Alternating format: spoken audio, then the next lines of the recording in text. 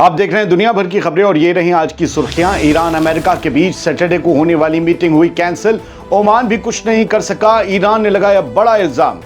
दमिश्क में ऑपरेशन हुआ खत्म, सीरिया ने कहा अब अमन कायम है।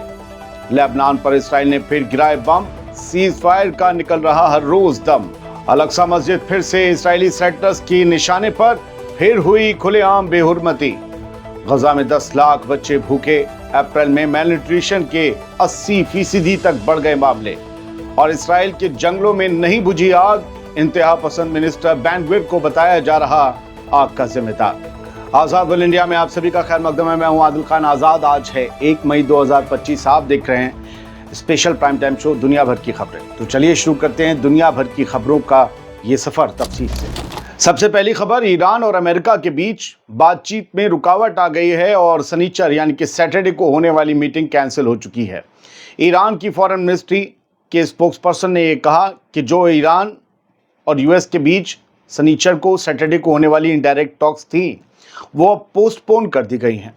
उन्होंने ये भी बताया कि ये फैसला ओमानी मीडिएटर्स की सलाह पर किया गया है और नई तारीख का ऐलान बाद में किया जाएगा। यानी अभी सैटरडे को होने वाली बातचीत मुज़ाकरात भी पोस्टपोन हो गए और अगली तारीख का ऐलान भी नहीं हुआ। नहीं लग रहा कि कुछ गड़बड़ हो रही है, कुछ मसला हो गया है। ईरान और अमेरिका 3 बार बातचीत कर चुके थे, मस्कत में, रोम में, इस बार भी रोम में होनी थी। अब क्या हो गया? ये तो थी ईरानी मीडिया की खबर, लेकिन दुनिया के दूसरे मीडिया हाउसेस कह रहे हैं कि कहानी कुछ और ही है।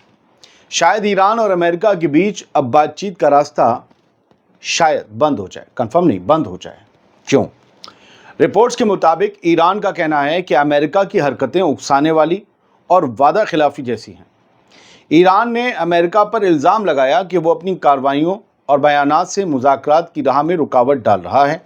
ईरान का कहना है कि एक तरफ तो न्यूक्लियर प्रोग्राम पर मुज़ाकरात चल रहे हैं और दूसरी तरफ अमेरिका ने जब से मुज़ाकरात की शुरुआत हुई थी तभी से कुछ ना कुछ ईरान के ऊपर पाबंदियों जैसा कुछ कदम उठाया है। ईरान ने अपने न्यूक्लियर प्रोग्राम को रोकने के बदले में अमेरिका से फाइनेंशियल पाबंदियों को हटाने का वादा मांगा था। लेकिन जब बातचीत चल रही है, जब मुज़ाकरात चल रहे हैं या चल रहे थे अब तक, आज तक, तब वाशिंगटन ने ईरान पर नए ऑयल सैंक्शंस लगा दिए और ये ईरान के लिए एक नई मुश्किल है। इसीलिए ईरान ने भी अमेरिका को तुर्रा दिखाने की कोशिश की है। ईरान ने कहा है कि हल्के में मत लो। ईरान का ये साइलेंट पैगाम है कि हम ऐसी बातचीत नहीं करना चाहेंगे जिसमें सिर्फ अमेरिका का फ़ायदा हो। लेकिन घाटा ईरान का क्या है?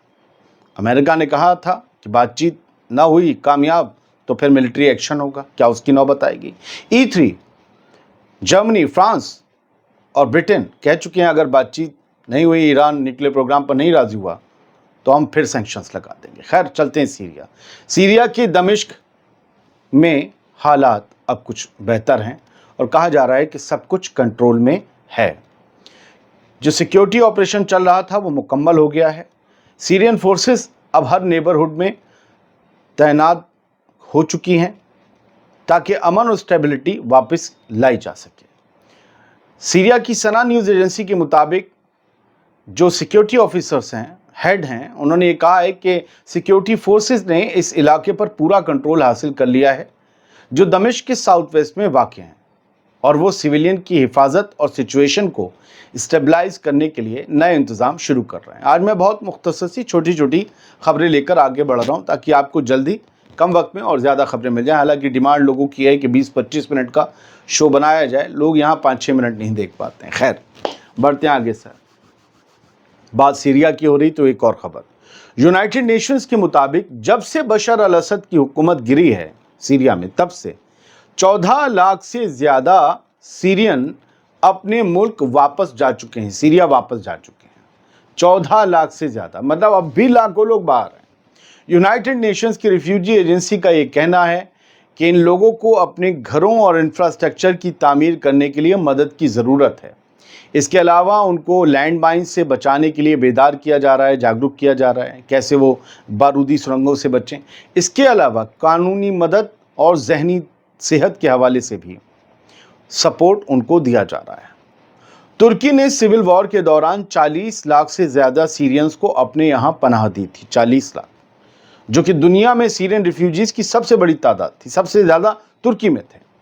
सीरिया के लीडर बशर अल असद, जो कि 25 साल से ज़्यादा वक्त तक हुकूमत में थे, 8 दिसंबर को एंटी रिजिम ग्रुप्स के दमिश्क पर कब्जा कर लेने के बाद रशिया भाग गए। उनकी हुकूमत के गिरने से बाथ पार्टी के दौर का भी खात्मा हो गया, जो कि 1963 में शुरू हुआ था। ये लाखों लाख लोग सीरिया से, कुछ बशर अल असद की हुकूमत के जुल्म से, कुछ दाइश के जुल्म से, कुछ हयत तहरीर अल शाम के भी जुल्म से हो सकता है, और कुछ तीनों इन लोगों की आपस की और बाकी ग्रुप्स की लड़ाई से, उस खाना जंगी से बचकर भागे थे। सबको अपनी जान प्यारी होती है। सीरिया में कोई पाक नहीं है। बंदूक के जोर पर जिसने राज किया या जो राज कर रहा है, वो किसी ना किसी के लिए तो विलन है। हम बढ़ते हैं आगे और बात करते हैं लेबनान के विलन की। कौन है? लेबनान में इसराइल ने फिर से एयर स्ट्राइक्स की हैं। ऐसा लगता है कि आईडीएफ ने हिजबुल्लाह के कंट्रोल में रहे कुछ इलाके, जो अब आबादी से महरूम लगते हैं लेकिन हिजबुल्लाह के लोग यहाँ हो सकते हैं, ऐसे खाली पड़े इलाकों को अपनी फायरिंग रेंज बना लिया है। किसने? आईडीएफ ने, ऐसा लगता है। लेबनान की हेल्थ मिनिस्ट्री ने कहा कि जुमेरात को साउथ लेबनान में इस्राएली स्ट्राइक्स में 2 लोग मारे गए, जबकि हिजबुल्लाह और इसराइल के दरमियान एक फ्रेजाइल सीज़फायर चल रहा है। सीज़फायर। मिनिस्ट्री ने अपने स्टेटमेंट में कहा कि इस्राएली ड्रोन ने माइस अल जबल शहर में एक व्हीकल को, एक गाड़ी को निशाना बनाकर एक लेबनानी शख्स को मार दिया। इस दौरान उसके साथ सीरिया के भी 2 लोग थे, क्योंकि सरहदें मिली हुई इनकी। वो 2 लोग जख्मी हो गए। दूसरा शख्स जो मारा गया है, वो एक और हमले में मारा गया, वो भी इसराइल ने ही अंजाम दिया है। लेबनानी हुकूमत और लेबनानी आर्मी ठंडे में है। वो बस ताल्लुकात सुधारने पर लगे हुए हैं। उन्हें ये नहीं दिखाई दे रहा कि रोज़ कोई उनकी खुद मुख्तारी को चैलेंज करके उनकी ज़मीन पर हमला करके खून बहा रहा है। चलो एक बार तो जवाब दिया जाए। देखो, बढ़ते हैं आगे अब फ़िलिस्तीन की खबरें। अल-अक्सा मस्जिद पर फिर से एक बार धावा बोला गया। इसराइल के दज्जालाना हाथों में मक़दिस का अमन है क्या? पूछ रहा हूँ। दर्जनों इजरायली सेटलर्स ने फिर से अल-अक्सा मस्जिद में ज़बरदस्ती घुसकर हरम की हुर्मत को कुचल दिया, और ये सब कुछ हुआ इसराइली ऑक्यूपेशन फोर्सेस की निगरानी में, उनकी हिफाजत में। आप तस्वीरें देख रहे हैं, देख लीजिए वीडियो। ये सेटलर्स चल रहे हैं अपने ताल्मुदिक राइचुअल्स करते हुए, और आगे आगे पुलिस वाला चल रहा है। क्या कह रहा है? रोके ना, लठ मार के रोके, जैसे सबको रोकते हैं। जब पूरी दुनिया गजा की भूख, प्यास और लाशों की खामोशी में डूबी है, तब बैतुल मुक़द्दस में एक ख़तरनाक प्लान को अंजाम दिया जा रहा है। बार बार सेटलर्स का मस्जिद अल-अक्सा में घुसना, इसको एक आम जुर्म के तौर पर देखना गलत फहमी होगी। ये एक बहुत बड़ी प्लानिंग है। हर रोज़ अल-अक्सा पर ये तहरीक, ये उकसाना एक नया जुल्म, एक नई चिंगारी की मानिंद है। ये बहुत कुछ झुलसा देगी। अगली खबर गज़ा से है। गज़ा में बचपन भूखा है और दुनिया खामोश है। यूनाइटेड नेशंस के ह्यूमैनिटेरियन अफेयर्स ऑफिस यानी OCHA ने ये बताया है कि सिर्फ अप्रैल के महीने में ही गज़ा में मैल न्यूट्रिशन का शिकार बच्चों की तादाद में 80% का इजाफा हुआ है, और इसकी वजह है इसराइल की एड ब्लॉकेड और बॉर्डर क्रॉसिंग्स का बंद रहना। मैल न्यूट्रिशन का मतलब होता है ग़िज़ा की कमी का शिकार, ग़िज़ाई कमी का शिकार, यानी कुपोषण हिंदी में।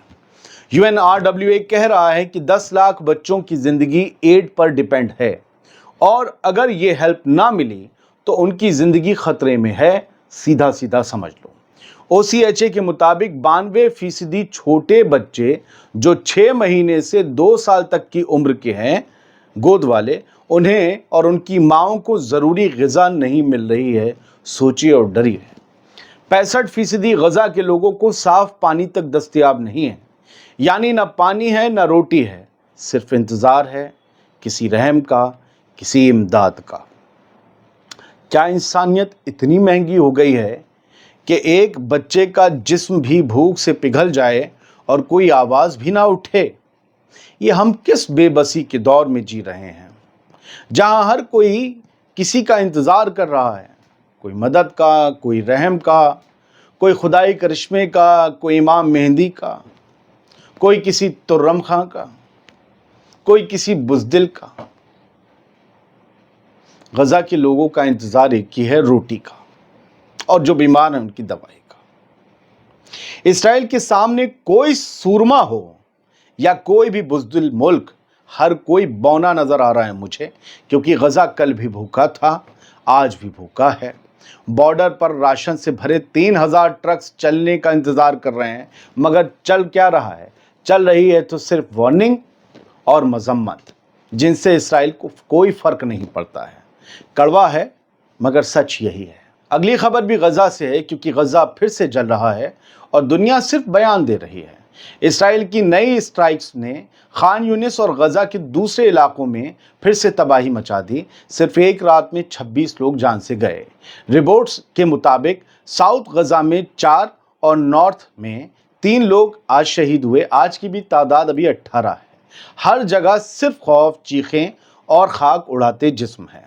ब्लॉकेड के चलते माल न्यूट्रिशन, वही ग़िज़ाई कमी, इसके नए केसेस भी सामने आ रहे हैं। हर दिन किसी माँ की गोद खाली हो रही है, किसी बच्चे की सांस भूख से रुक रही है।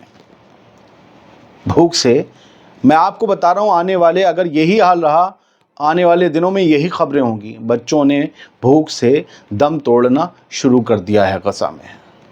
यानी सब कुछ अब ख़त्म होने की कगार पर पहुँच गया है, या पहुँच चुका है, या पहुँचने वाला है।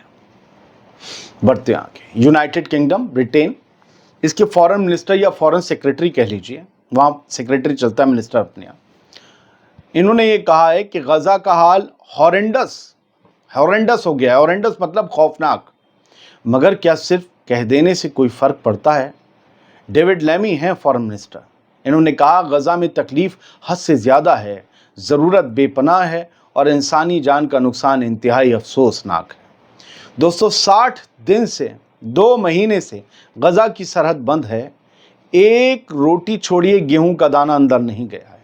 जो पहले से था जमा वही खाया जा रहा है, और क्या वो खा रहे हैं मुझे पता नहीं। मैंने पिछले एपिसोड में बताया, सड़ी हुई रोटियां, ब्रेड, फफूंद लगी हुई, जहरीला पानी, यही सब है। इजराइल के इस ब्लॉकेड को यूके हॉरेंडस कह रहा है, मगर आगे क्या? सिर्फ लफ्ज़ों का लोड या किसी मरहम का इंतज़ाम भी होगा? गजा के लिए अब सिर्फ सिंपैथी नहीं, एक्शन चाहिए दोस्त। जब तक रोटी अंदर नहीं जाती, ये स्टेटमेंट, ये तमाम बयानात, ये स्टेटमेंट्स सब सिर्फ हवाबाजी है, सिर्फ ज़बानी जमा खर्च है। कोई भले वार्निंग दे दे, कोई भले सिंपैथी दे दे, कोई कुछ कर दे, कोई मजम्मत कर दे, मेरे लिए सब हवाबाजी है। और सारे हवाबाज हैं पूरी दुनिया में, कोई एक नहीं जो एक रोटी भी फेंट सकने की हिम्मत, औकात, कुव्वत, हैसियत रखता हो। बात इसराइल की आग की करते हैं। इसराइल के कब्जे वाले इलाकों में आग लगी है, इसराइल जल रहा है, और जिम्मेदार है बेन गविर? ये सवाल है। वेस्ट जेरूसलम के जंगलात में 2 दिन से आग लग रही है, बुझी नहीं। लोग घर छोड़ रहे हैं, कुछ वापस भी लौटे हैं, सब नहीं लौटे। सड़कें बंद हैं, सारी नहीं खुली। इंडिपेंडेंस डे मनाना था आज इसराइल को, उसका जश्न कैंसिल हो गया। मगर इसराइल के पास बेसिक फायर फाइटिंग हेलीकॉप्टर्स तक नहीं है। भोकाल ये कटता है कि सबसे मजबूत ममालिक में शुमार है। फायर फाइटिंग, आग से लड़ने के बेसिक हेलीकॉप्टर नहीं है। एक्स ऑफिशियल हैं इसराइल के तोमेर लोटेन, इन्होंने सीधा इल्ज़ाम लगाया है कि इतमार बेन गविर, जो कि नेशनल सिक्योरिटी मिनिस्टर है, उसने एरियल फायर फाइटिंग का प्लान ही रद्द कर दिया था। ये वही बेन गविर है जो हर इशू को सिक्योरिटी का ड्रामा बनाकर असली ज़रूरत जैसे हेलीकॉप्टर्स और रेस्क्यू प्लानिंग को इग्नोर करते आया है। ये कहा गया। अब इसका नतीजा क्या है, रिजल्ट क्या है? इसराइल आज यूरोप से प्लेन मांग रहा है, भैया प्लेन दे दो, जहाज़ दे दो, हेलीकॉप्टर दे दो। और आवाम सवाल कर रही है इसराइल की कि जब जंगल चल रहा था तो बेन गविर कहाँ था? ना प्लानिंग थी, ना जिम्मेदारी, सिर्फ पॉलिटिक्स का शो और फार राइट का ईगो। और इस ईगो में क्या कहा जाता है? अपने यहाँ आग नहीं बुझा रहे हैं और कहते हैं कि पूरे गजा को जला दो, न्यूक्लियर बम गिरा दो, सारी आबादी को खदेड़ दो, जंग बंद नहीं होनी चाहिए। यही वो लोग हैं। चलिए, आज के इस शो में बस इतना ही। उम्मीद ये करता हूँ साफ गोई से रखी गई खबरें आपको पसंद आई होंगी। खबरें अच्छी नहीं थी, कोशिश शायद मैंने ठीक ठाक की है। हर वीडियो के पहले कमेंट में, इसमें ना मिले तो पिछले में देखिएगा, पहला कमेंट पिन हुआ है हमारे फेसबुक पेज का। उस पेज को भी जाकर आपको मजबूत बनाना है। फेसबुक पेज को फॉलो करें और शेयर करें। बहुत बहुत शुक्रिया। सलामत रहें, खुश रहें।